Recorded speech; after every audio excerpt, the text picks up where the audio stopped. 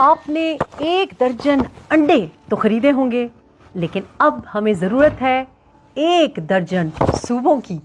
کسی بھی صورت، چاہے انتظامی بنیادوں پر یا نسلی بنیادوں پر، کسی بھی صورت ہم سندھ کی تقسیم نہیں کرنے دیں گے۔ اور میری تربیت ہی نہیں کہ میں کسی کی ذاتی زندگی پر بات کروں، پر محترمہ آپ نے مجھے مجبور کر دیا کہ میں آپ کی زندگی پر بات کروں۔ آپ اپنے گھر پر فوکس کریں، آپ کے جو اپنے ذاتی معاملات ہیں آپ ان پہ فوکس کریں۔ آپ نے عمران خان کا گھر جو بسایا، پھر 10 مہینے کے اندر اس کو برباد کر دیا۔ اس سے پہلے جو ہوا، اب جو ہو رہا ہے، مجھے مجبور نہ کریں کہ میں آپ کی ذاتی زندگی پر بات کروں۔ آپ نے ہمیں اور ہمارے احساسات کو مجروح کیا ہے۔ آپ جس طرح اس ویڈیو میں بات کر رہی ہو کہ پیپلز پارٹی کے پی کے اندر صوبے بنانے کی تحریک جو چل رہی ہے اس کی حمایت کر دی ہے، دیکھیں ہمارا تعلق پیپلز پارٹی سے نہیں ہے، اور سندھ کی تقسیم کا فیصلہ ہم کسی بھی جماعت کو کرنے نہیں دیں گے۔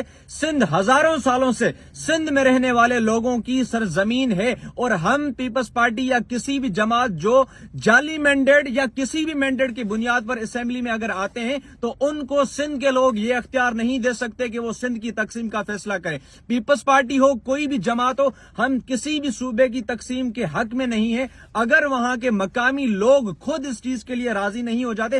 ہم کون ہوتے ہیں؟ سندھ کے لوگ کون ہوتے ہیں پنجاب کی تقسیم کی حمایت کرنے والے؟